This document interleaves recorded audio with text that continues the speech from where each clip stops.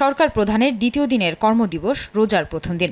বৃহস্পতিবার সকাল ৯টার কিছু পরে সচিবালয়ের নিজ দফতরে হাজির হন প্রধানমন্ত্রী তারেক রহমান।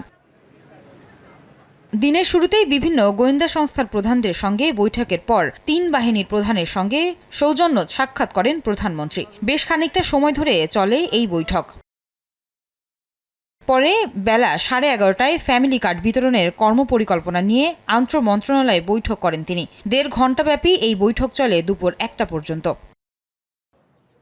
বৈঠক শেষে একে একে বেরিয়ে আসেন মন্ত্রী প্রতিমন্ত্রীরা। তারা জানান, ঈদের আগেই ফ্যামিলি কার্ড বিতরণের কার্যক্রম শুরু করতে চায় সরকার। ফ্যামিলি কার্ডের ইস্যুর বিস্তারিত উল্লেখ আছে, সেটা কার্যকর কিভাবে করবে সেটা নিয়ে আজ আলোচনা হয়েছে। ঈদের আগেই পাইলট প্রজেক্ট হিসাবে চালু হবে। তারা বলেন, ফ্যামিলি কার্ডে শুরুতে আর্থিক সহায়তা দেবে সরকার। দরিদ্রদের সহায়তার মধ্য দিয়ে শুরু হলেও এই কার্ডের আওতায় সবাইকে আনা হবে।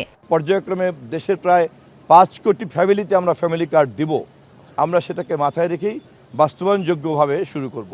মূলত টাকার পরিমাণের চাইতেও সমস্ত নারীকে ফ্যামিলি কার্ডের নেটওয়ার্কের মধ্যে আনাটাই আমাদের একটা প্রধান লক্ষ্য।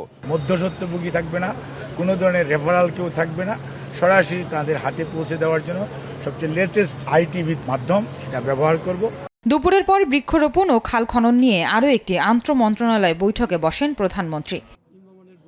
এদিকে সবগুলো মন্ত্রণালয়েই ব্যস্ত ছিলেন মন্ত্রী প্রতিমন্ত্রীরা। শিক্ষামন্ত্রী বলেন, ক্লাস পরীক্ষা বাদ দিয়ে শিক্ষকরা কোনো রাজনৈতিক দলের কর্মসূচিতে অংশ নিতে পারবে না। আমরা কারিকুলাম রিভিউ করব এবং যেখানে যা পরিমার্জন করা প্রয়োজন সেটা আমরা করব। কোয়ালিফাইড কারিকুলাম যারা করবে তাদের ওখানে প্রয়োজন রয়েছে। ইতিমধ্যেই সেই বিষয়গুলোকে আমরা দেখব বলে আজকে আশ্বাস দিয়েছি।